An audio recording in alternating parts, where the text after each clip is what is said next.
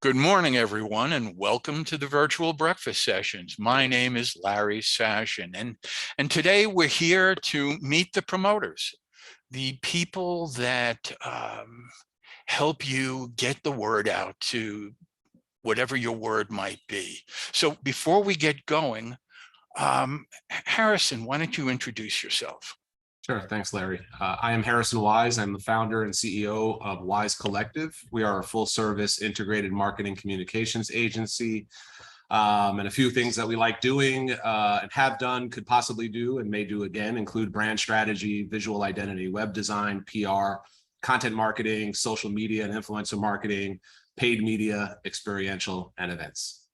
Thank you. Linda. Good morning. I'm Linda Cavanaugh. I'm the owner of MaxX Public Relations. We've been promoting the hospitality and lifestyle industry for 25 years now. I am a former chef. So obviously, you know, my passion lies within the hospitality industry, and we do good old fashioned public relations. And yes, I do believe in press releases still. And then of course, we've just evolved with the industry, and we do marketing and social media, and that's it. We stay in our lane. I do not do events and advertising and digital. I look at my cohorts here in front of me to partner with us for that. So again, we are marketing, social media, and public relations. Thank you. Ramon. Good morning, everyone. My name is Ramon Peralta. I'm the founder and creative director at Peralta Design, and we launch brands. We focus on three things. We focus on branding, web development, and digital marketing. We help entrepreneurs, small businesses, or established businesses launch or relaunch in the digital space. I'm the author of Launch Your Brand and a TED speaker. And we also have a podcast called Mission Control, where we feature a lot of businesses and upcoming entrepreneurs. Thank you, Ramon. Dean. Hey, good morning, everybody. I'm Dean Steinman. I'm president of and owner of Presentation Multimedia. We're a boutique digital marketing consulting company. We have been doing this for 25 years.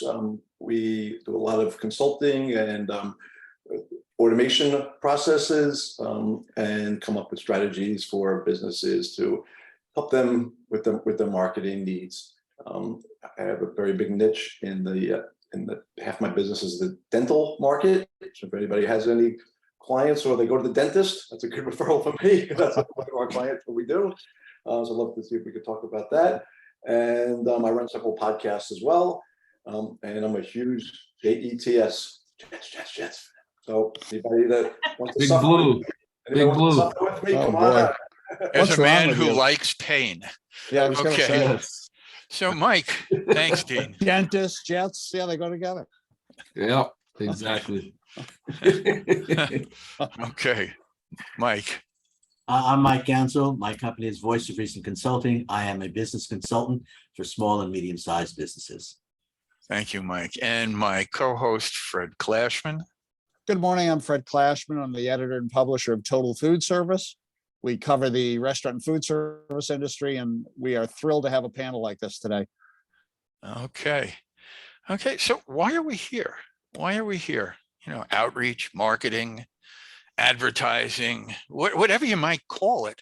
The second we wake up and we turn on anything or we open anything, we are bombarded with this. And why are we bombarded with it? Because it works. So what we've done is we've organized a group of people to talk about the restaurant industry, food service, and why there's a tremendous lack of advertising for this area, and why you should consider calling somebody like these people to get you going. Linda, you said you work with the groups. You know, I speak to a lot of people in the food service industry every single day. And here's what I usually get. I get one of three or four things. I get, oh, we've been around for so many years. Our outreach is just word of mouth. Number two, advertising doesn't work. I bought an ad last month and nothing happened. Or, you know, during the pandemic, I cut my budget. What do you have to say to people like that? Well, I love how you started with the folks that have been around for a long time. Because I think when people reach out to any one of us about marketing in any form, we think that these are new companies. But let's go back to companies that have been around for a while, and let's think about how the landscape has changed since they've been around. So a lot of what I like to put out there are for these older companies to kind of refresh and reintroduce and lay that foundation again, because that foundation is going to be different. Your outreach is going to be different. Your audience, your customers are different, and that'll forever happen. And like I said in my intro, that we evolve with the industry. We have no choice. Advertising does work, but it has to be the proper advertising. I'm a firm believer in that print's not going anywhere, but I'm also a believer that in order to have print, you have to have the digital companion to go with it. So a lot of this also falls on the media side of things to keep up just as much as you want your small business owners to keep up. So let's keep up with one another. Let's revisit with these older businesses, restaurants, small businesses, and let's look at what they've been doing. We'll probably have to redo it and refresh it. And there's nothing wrong with that. It's time. As for the new restaurants or the new businesses, they actually have it easy because they have what's called a honeymoon stage, and they're going to get attention no matter what because they're new. But I would love to focus on businesses that have been around for a while, but are just kind of feeling the challenges right now. And a lot of remedies are actually quite easy and quite straightforward. Something you said is very interesting. You said the new restaurants. Every restaurant in existence is new again. Whether they like to admit it or not, everybody closed 2 years ago and reopened. So you're basically starting off from scratch. Ramon, you work with a lot of entrepreneurs, a lot of startups. Yeah. What do you have to say? How can you add to what Linda just said? I think Linda brought up a good point that it's not throwing away the old and just doing the new, but it's a combination. So recently, we had a couple of brothers that launched what they hope is going to be a new franchise restaurant. It's called Somos Arepas. They have one in New Haven. They just opened one here in Shelton. We attended their ribbon cutting. I had them on our podcast. They need to tell their story. So I think Linda can vouch that it's important for these restaurants to kind of continue to tell their story. Why did they start? How did they start?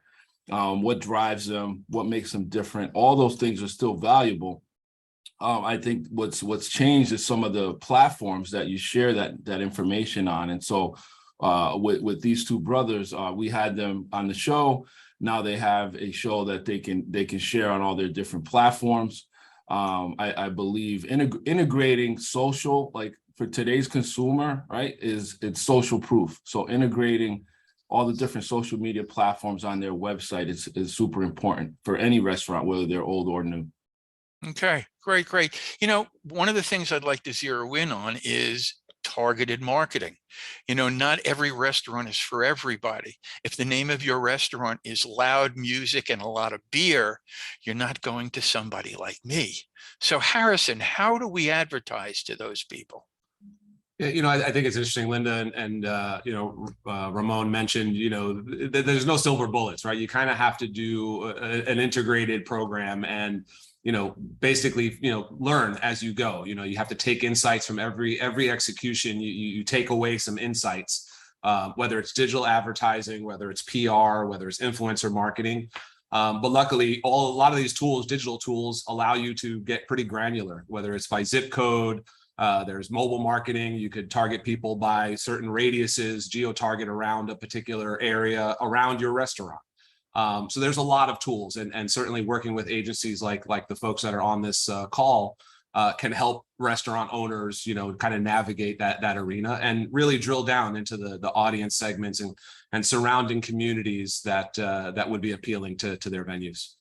Yeah. Now, Dean, when you get a new client, say it's a new restaurant, what are the questions you ask them to find out where the target is and how to get there?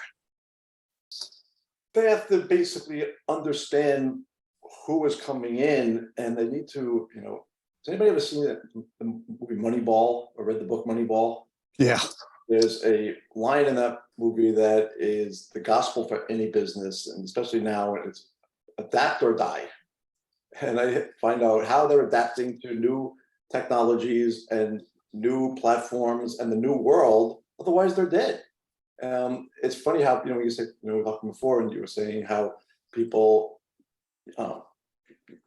rebranding and reopening again. A lot of people don't get it. They're focused on what they do. So I just always find out from our clients or prospective clients, who is their target market and how well do they even know it? Because so many people are in the middle of the woods and don't see the forest through the trees.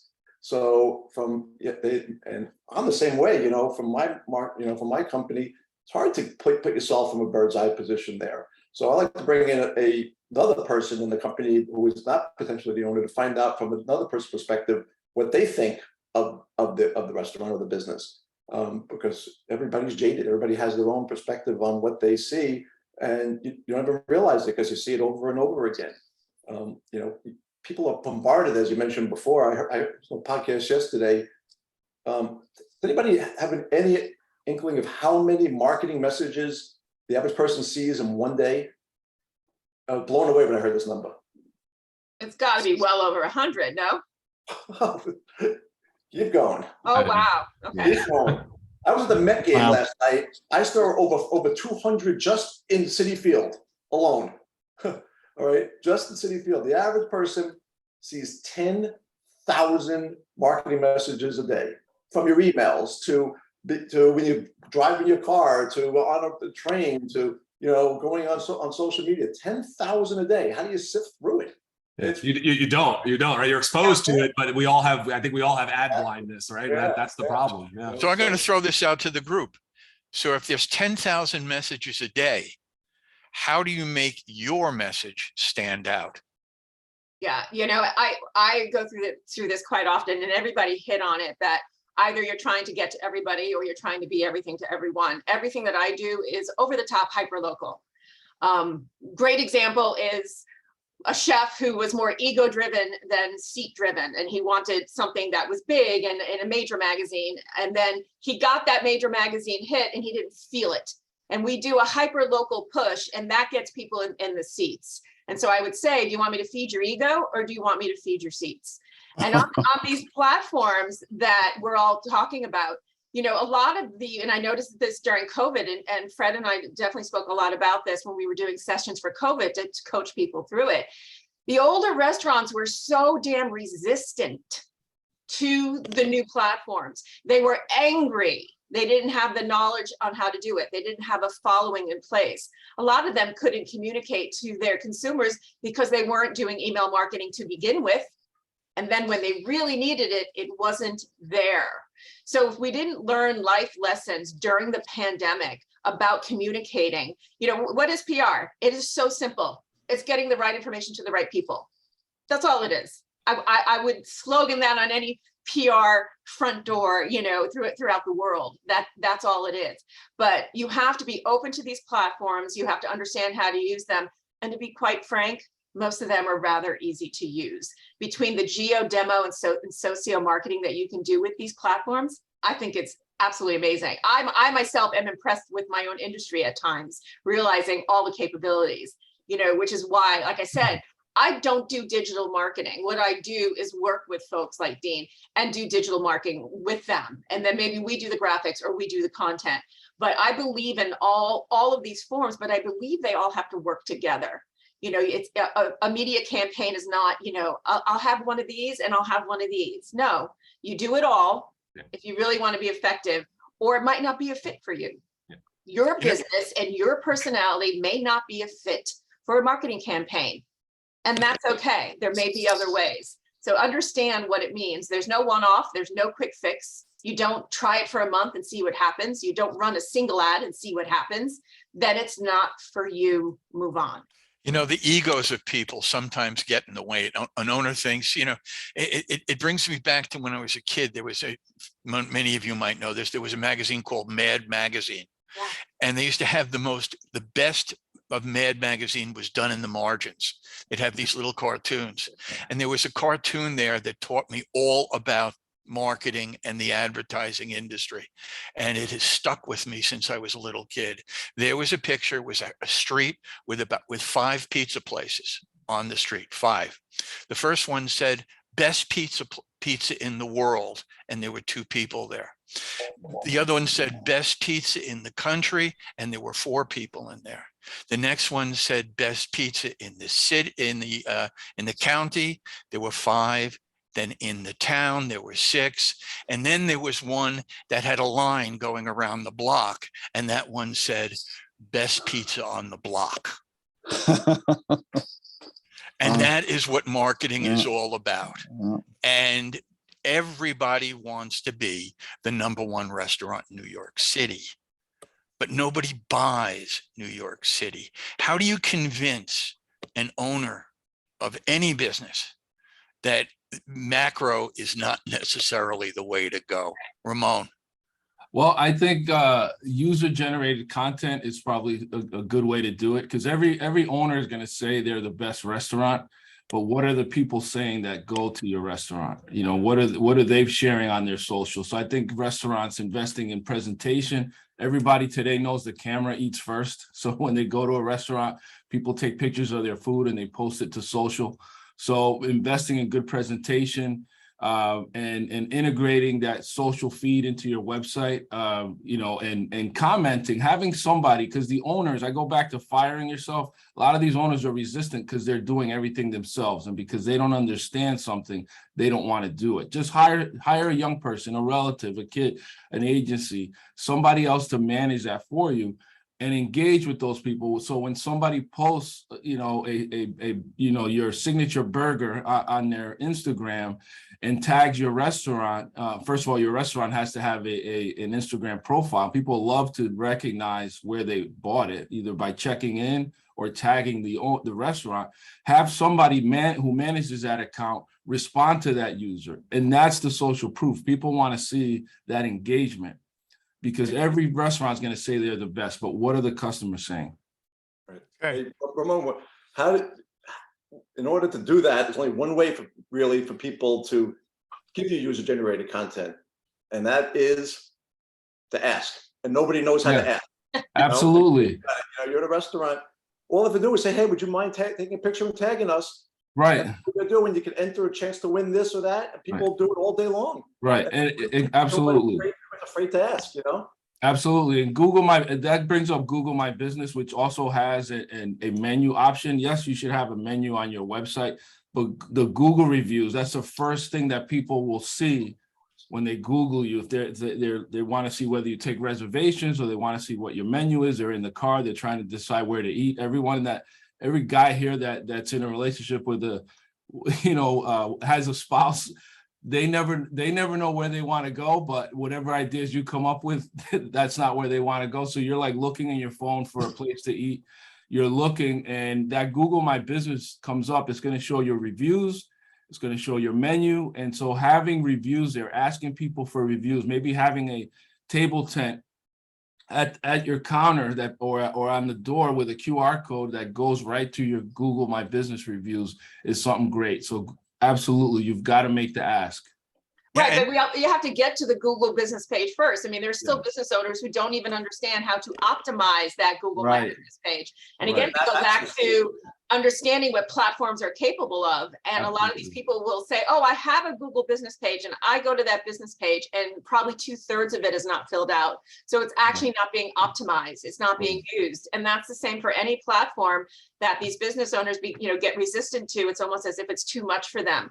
But if you're going to open these platforms, you have to utilize them to their fullest. It's like I said, I am impressed with my own industry about these platforms that are there for us and the tools that are given. But if you're not using the tools correctly, that's where we run into issues, and people get frustrated. Well, I have a Google business page. It's not doing anything for me. But I bet you that Google business page, it's not Google's fault. Right. Well, no, I love what you just said, because that is it's not doing anything for you. It's not doing anything for you because you're not doing anything for it. It's like, why do my kids always make the same mistakes? Because you haven't told them it's a mistake. I mean, Yeah. why don't people come to my site? Because there's nothing in it. Harrison, how do you deal with people who think it's sort of like, if you build it, they will come? It's not their fault that they don't know everything. Listen, their specialty is in the kitchen or managing a restaurant. So, it's unrealistic to expect them to kind of know, how these tools work, as well as all of the various, strategies and tactics that can be employed.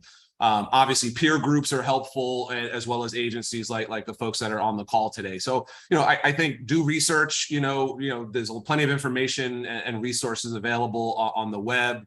But certainly start with search. I mean, that is, but priority number one, search. I mean, that's 99% of most, traffic to any venue, a restaurant in particular, starts with search. Restaurants near me, Italian restaurants near me, so that Google My Business thing is certainly priority number one. And like I said, just use the web and educate yourself, or hire professionals who know what they're doing and can, to Linda's point, optimize these channels for you. I think what we've seen is a lot of restaurant owners, they try these things and they expect immediate results in like the first 30 days, and they often get discouraged because it doesn't work like that. It's certainly a long game. It's something you have to nurture and cultivate and learn from. And they get discouraged and pull back, and then they dismiss that channel as a viable channel. So it's important to kind of, again, just kind of reach out to peers in the industry, experts like the folks on this call, or just do due diligence and research, these various strategies and tactics that you've heard of or, are thinking about, and just curate all of that information and start to apply what those learnings. One of the things that once you start, outreach and advertising, and you just touched on it right there, you got to keep up with it. There is nothing more frustrating than going on a restaurant's website and going through the menu and seeing calamari is $10.95, and then you get to the restaurant and it's $15.95, or the information that if bad information is just as bad as no information, actually is even worse. Yeah, even worse. How do you, Yeah. I mean, for us, we were realizing that if a business wasn't going to have the luxury or the know-how to have someone like any of us to assist, then their responsibility is to find those platforms that they can manage. So one of the things that there's a lot of frustration is our websites, which should be the most straightforward thing. It's the hub of your business. It houses your information. It certainly does not need to be fancy. This is not a platform that needs any bells and whistles, but it does need what's called live data. So it's searchable. And it also, someone within the restaurant needs to be able to touch it at any given point and not need a professional to do it. So for us, we're finding the platforms that we feel are manageable. Sounds pretty simple, right? But it took us years to find these platforms that we say, okay, that restaurateur doesn't need it. They can do this, and so we work with companies like a Go Nation who built their own platform, and it's dummy proof, on the back end, it looks like a Word doc. That's how, easy it is, and then if you are able to have someone to manage your website, maybe you can go into a more intricate platform, which again, I don't think you ever need, but work with the platforms that work for you. You do not need anything fancy. You do not need bells and whistles. Again, what is PR? It's getting the right information to the right people. So you do not need anything fancy. You do not need to spend a lot of money. And I think that's the other reason why the businesses pull back is the expense of it all. But if you optimize the very basic tools that are there for you, they're free. Social media is free. Google Business is free. Start with the free stuff and do it correctly. And then we can have a good time. We can add some layers and we can do some, paid advertising. Then we can do all that. Start really basic. And again, it's all about that foundation being laid correctly. And then it becomes enjoyable. It's not enjoyable if it's not working. It's not enjoyable if you can't manage it. So just start simple. I think I just had a quick question. Dean and I have been in the middle of a project for a client. And one of the things that I found, generally, I completely agree with Linda, but I think there's been an issue lately where there are a number of operators that forgot to change the oil in their car, if you will. And I think there's some back end things that are going on in websites that need to have, they're not necessarily expensive, but they need to be re-looked at Yeah. in order to build a solid platform and foundation to go forward. What would that be, Dean? Dean, you want to address that for a minute? Like backlinks Yeah, and things sure. like that are, yeah. It's a lot of variables that go into SEO, and one of the big ones obviously is content and site speed. And a website that is built 4, 5, 6 years ago, it's got a mobile score of 6 or 7. Google is not going to push it up. Google wants to give people a good experience when they go to a website. So, the project Fred and I are working on, the website was clunky. It was built, 5, 6, 7 years ago, and it's kind of, it's one of the lowest score, I think a 2 or a 3. And, and you can't expect to be the top of Google with a score like that. So the clients need to. And it doesn't have to be expensive. We're not talking about having expensive. And all I want to do is create a platform so that the work that Linda does, I want to be able to have a platform to host what Linda is doing as well. So I just want to show the tie-in between the two. And you're gonna have the right, obviously, the right backend system on there, but site speed is very important, especially on mobile, as you know, and because majority of people are looking on their phone versus the computer, and they have to be able to adapt, and that's the thing I mentioned before. And if to really be, it's funny, people, a lot of people say, well, I'm not on this, I don't need to be on it. You don't need to, it's not where you want to be, it's where your customers want to be. Anybody on TikTok here? Yes. So is anybody familiar with Skirt Steak? Have anybody seen that? There's a restaurant in the city called Skirt Steak. Okay, and they are just killing it. They've got just the best TikTok stuff on there. There's a line around the corner every day, and I found it because I like Skirt Steak, and I found it there. Get a chance to go, if you're on TikTok, take a look. Every single person online around the corner, I just had to do a market. How'd you find this place? TikTok, and just, have somebody that's a kid that knows what they're doing and took a really cool video on it. And they just, obviously put a little money behind it, and line literally around the corner. It's in Chelsea. If you get a chance to take a look or even go there, they've got 2 things on the menu: skirt steak and French fries. That's it. Yeah, I'll just add to that that's the fastest growing platform right now, and you don't need highly produced, expensive content. It actually works better if it's just raw, real, authentic ambiance, handheld footage, short, quick. You don't want to advertise on there at all. So that's a great point. That's the fastest growing free platform as of now. Like you said earlier, people eat with their eyes, right? I mean, Exactly. it's a visual medium, and I think if there's all the HGTV shows and Food Network shows, and The Bear, people want to see what happens in the kitchen. They want to see how the food is made. They want to salivate when they see that visual. They're just all those things start firing, and then they make a reservation. They rally their friends. Absolutely, TikTok. Okay, hold on a second. Mike just waved at me.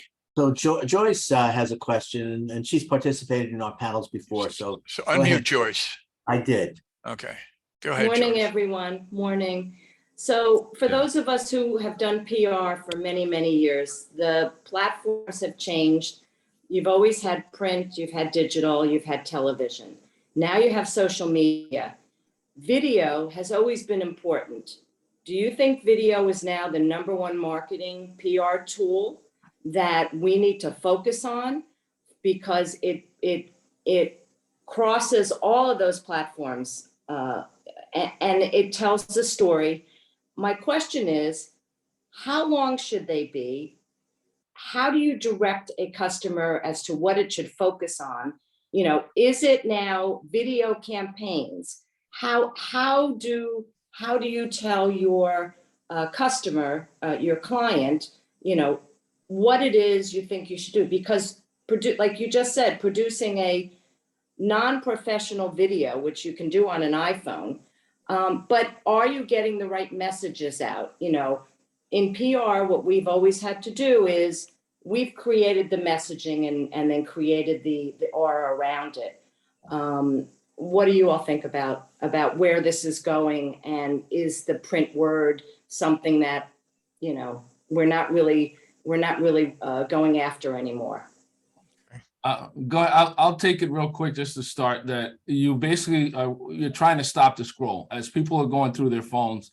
You're trying to stop the scroll. And what we're doing a lot more of is video backgrounds on a website, for example. So, but that comes with a combination of the story, some text, some headline, not a lot of copy, but there has to be a combination. It's not like video is going to replace everything, but it has to be integrated.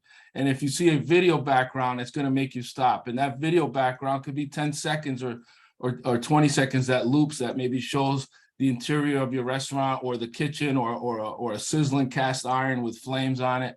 Something quick that says, oh, let me check this restaurant out. It looks pretty dope. So it definitely works better than static. And you could have a 2-minute video that you might have as your sizzle reel. You might have a 10-second video that you use on TikTok. But the beauty of it is that you can create pillar content that's like your long form, and then you can extract little bits of it that you can utilize on all these different social media platforms. Yeah, and it holds the same rules that apply to print apply to video. So obviously, shorter is usually better, and you will retain repetition of content bad. So, to Ramon's point, like if you have one here, we call them heroes on a website, our guys produce a minute and a half, and that'll last us for months because we're just pulling out little bits of it. Utilize other people's stuff. I know that sounds weird. We rely on our influencers for video content, and we repost and share. That probably more than half of what we use for content is from other people. So it's not just what you're posting, it's what other people are posting, and then you're utilizing that. Do you have to get a media release form? Do you have to get a media release form, or is it public domain once they put it up there? It's posted, it's public. We have relationships with our influencers. Most of these guys, we have these relationships. We have relationships where we actually ask them to come in. It's that simple. There are our influencer events, and that happens in a restaurant just as much as it happens with, the mall. So influencers are, whether the mainstream media wants to admit it or not, they're key. They are key because influencers are working with these platforms that we need content for. So we do need them. So instead of resisting them, we need to embrace them. So what does it cost to engage a hyper local influencer? What are we talking about? It could be nothing. We produce events where we're just, inviting them in and having a good time. And then depending on the content that you want and what you want to be able to utilize, or depending on their reach and what they've created for themselves as a business, we've spent anywhere between $200, to then have access to assets on up to $2,000-$3,000, depending again on that person's reach and engagement and what they're able to do with it. And then we set the parameters as to what the business then expects from it. So it's just as much as us employing them as it is them creating their own content for whatever stylistic, So could it be done with free meals and restaurant swag? Absolutely, 100%. Okay. 100%. Yes. Yeah. That still works. Yeah. Okay.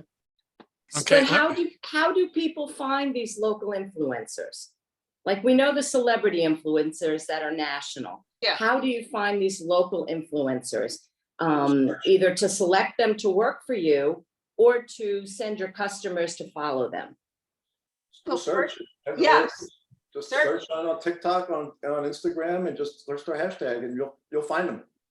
Yeah. They're good, you'll find them. It's that simple. Yeah, I think, and if you're considering these platforms, I mean, you have to spend time on them yourself to kind of navigate them and follow the influencers and channels that are of interest to you, and that you're use them as inspiration, like Pinterest, right? You look at a Pinterest board for inspiration for home design and other things. Same thing with TikTok and Instagram and other platforms. You spend time there and see what kind of inspires you. And then, you could drill down further and find local micro and nano influencers, as well as macro influencers, as well as celebrities, if they're so inclined. And that's a whole nother strategy unto itself that works very well in certain circumstances as well. That kind of celebrity influencer coming into your restaurant and kind of highlighting that from a PR perspective. Right. So then would you say not only is video at the top of the list for PR and marketing, but now influencers, like we used to have editors or writers or columnists, are influencers as important or even more important? Because, you know, I mean, everyone's still reading the Times. Well, that falls back to what Ramon said earlier. It's a combination. Yeah. Everything is nothing stands alone in this, in a combination. We can talk forever on this, but what I want to do is click it back. Yeah. Okay. I want to click it back. Let's go back to the small time operator, the person that has 1 to 5 locations, that has been doing it all wrong. He's been doing it all wrong. He is, you know, he's the word of mouth guy. He's the guy who bought the ad and it didn't work. In your heads, and let's start trying to develop the top 5 things that these people can do to either make what they're doing better or prepare themselves for calling one of you. All right. So if you would, the top thing that one of these people could do, Harrison, what would the top thing be? A point. Again, if I had to pick one thing, I would always start with SEO. That's, you know, that's the foundation with which everything else will, you know, live off of. So that would be my recommendation. And, you know, I know sometimes it's hard to convince folks who are kind of stuck in their ways, but, you know, what I usually tell those type of folks is if nothing changes, nothing changes. So, you know, you have to be willing and be open to change and evolve if you want to continue to grow and succeed in the business that you're in. And that's universal, not just in the restaurant and hospitality industry. And for those of you who are living under a rock, SEO is search engine optimization. And that takes some technical knowledge. What can they do without reaching out to one of you folk first? What can they do to make what they're doing better or prepare themselves to get ready to call you? Considering, you know, if I were to say, what would you do? You define your target. Define who you're dealing with. Okay.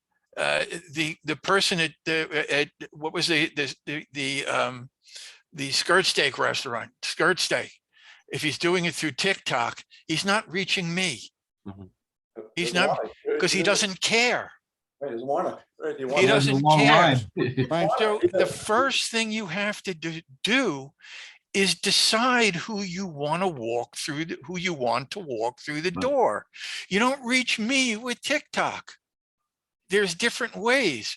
So let's start talking about identifying the target before you start identifying what you have to do to find the target. I mean, you know, I think New York City is different in that context. Again, we're a melting pot. So, you know, it is sort of everything to everyone versus, you know, a restaurant that's in Stamford or some other local town. That's where hyper local, certainly should be the priority, and whatever that means in that community. But I think New York City is maybe an out, or any other major city is probably an outlier because of the density of various, you know, cultures, people, communities. But I'll stop there. Yeah. Yes, New York City knows. I mean, it's bred into us that there's really absolutely nothing outside the 5 boroughs.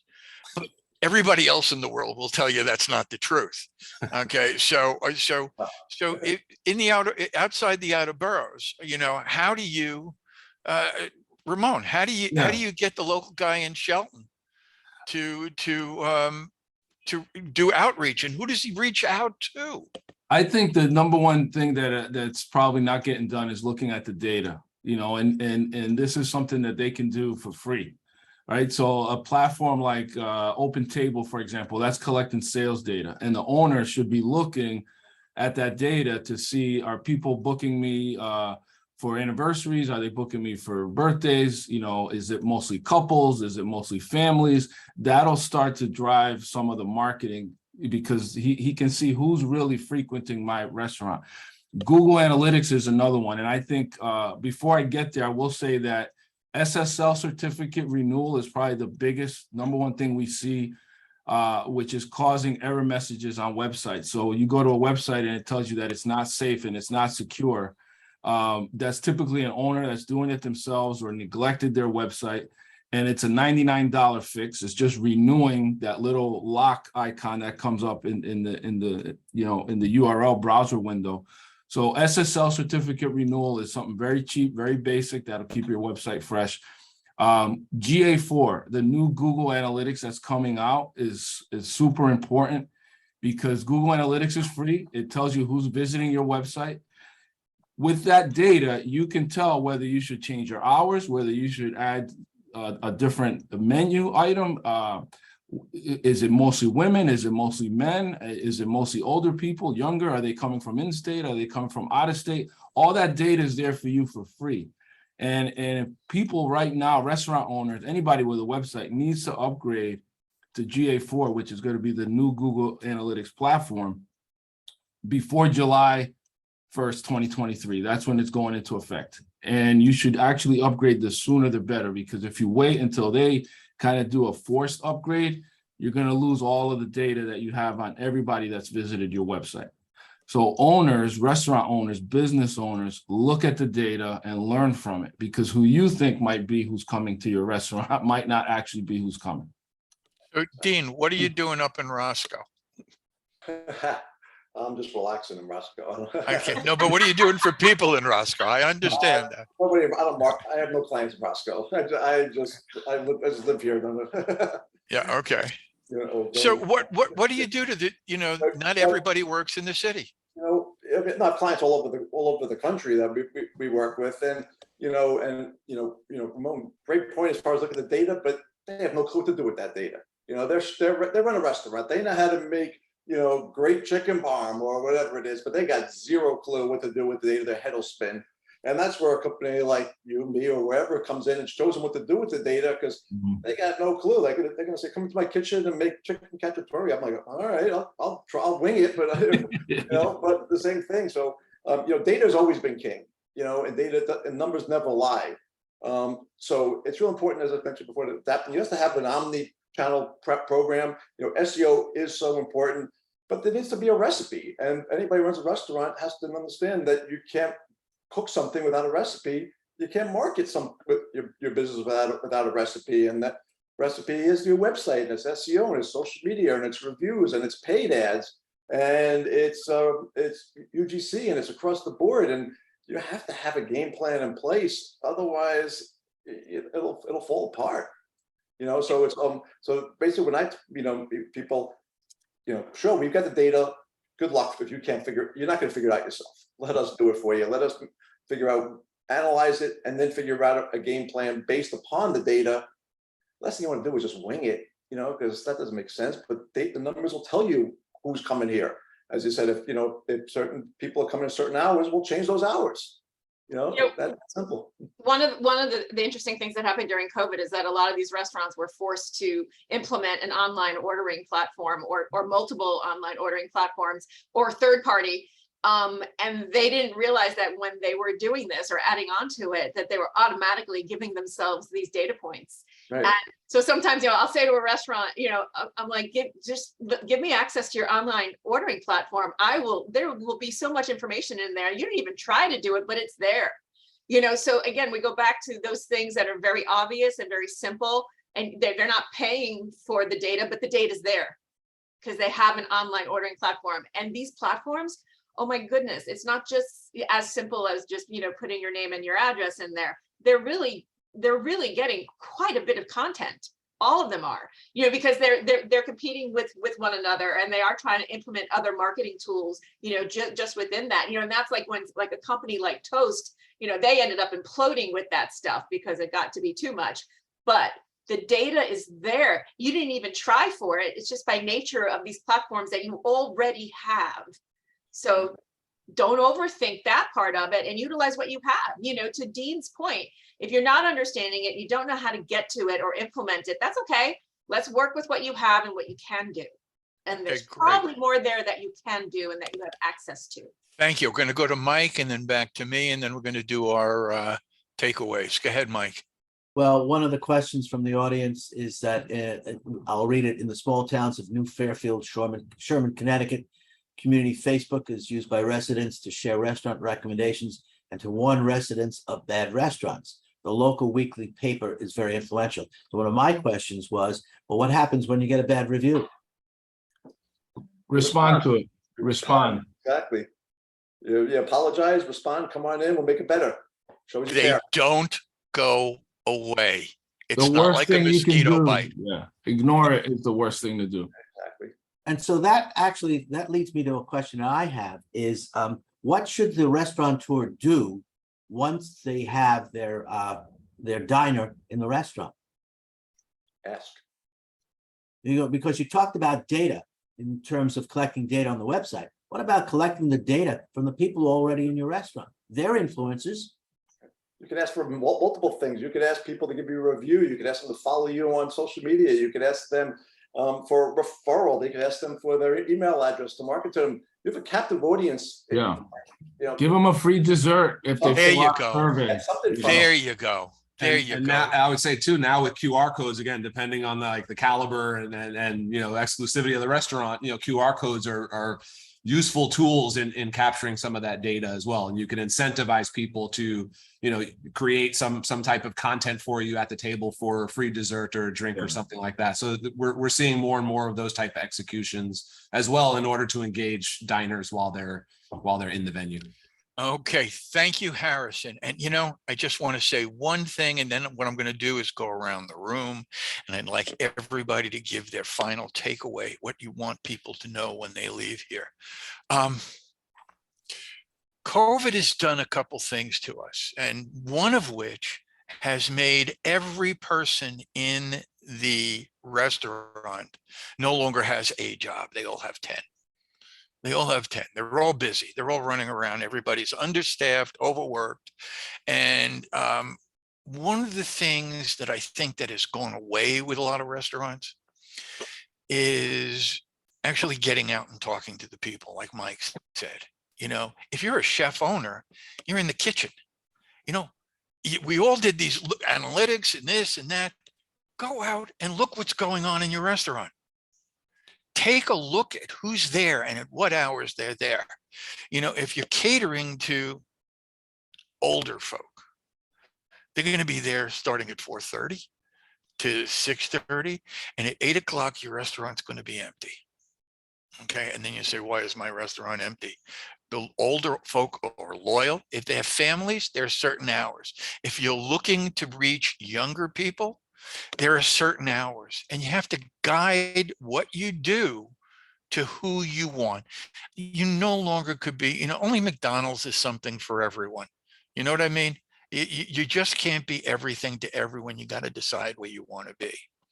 So that's it. So what I'd like to do right now in our last few minutes here is go around the room, and you've all discussed a lot of things on promotion. The one thing you want to stick in people's heads. So start with Harrison, please. The one thing, that's a great question. I would say the one thing is to educate yourself. Just really do the research. Again, so I think if you're able to immerse yourself in TikTok, SEO, again, you don't have to become an expert, but have some foundational knowledge, so that way you can collaborate with folks like us better. Understand what that marketing recipe is that's going to achieve success, but you know, go in with both eyes open. I would say that's definitely an important aspect of running any business, but certainly in the restaurant and hospitality industry, and knowing that there is such a vast pool of platforms and tools. Do the due diligence and become familiar. Again, even if it's at a surface level, even that surface level understanding will be useful to you in the long run. Thank you. Linda. Well, I echo that for sure. So again, foundation work before you even get to me. I mean, we can't even start an account unless all their foundation work is laid, because once you start doing PR, you're exposed. So you don't want to be exposed unless your foundation is in place and your restaurant is in place. So let's not forget that. Let's make sure your business is ready for marketing and PR. That, you know, in any business, you know, restaurateurs are calling me saying, oh, I'm still renovating, I'm changing this, I'm redoing that. Okay, well, let's wait.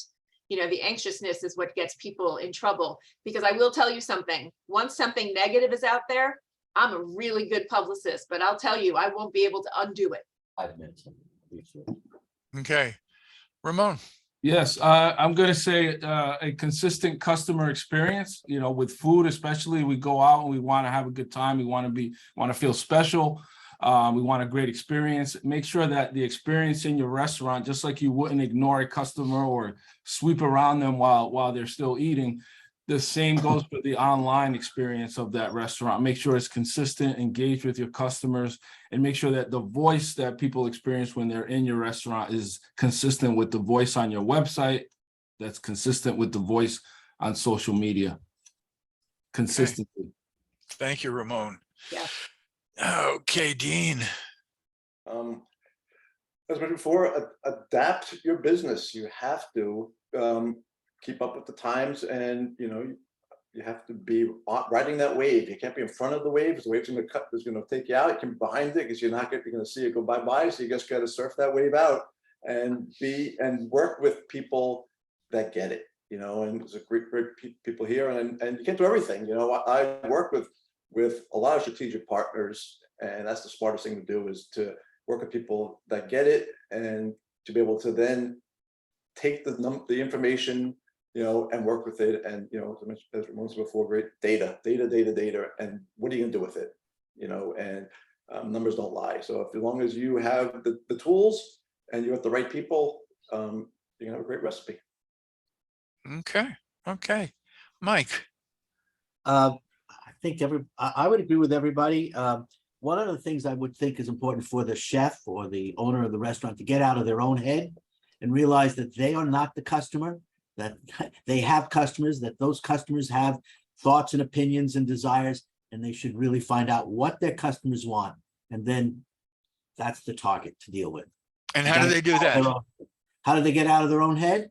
And how do they find out what the customers want? Well, you can tell us. We know what that is. You ask. Yes, of course.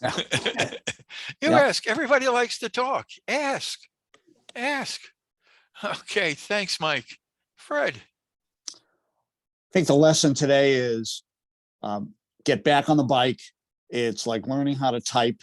Once you get back into it, no matter how long you've been out of it, etc., find a simple starting point, whatever it is, whether it's I'm going to take a look at what we need to do to fix the SEO on our website, or I'm going to look at what we need to do to learn about TikTok. Just pick one thing and focus on that rather than trying to do everything at the same time.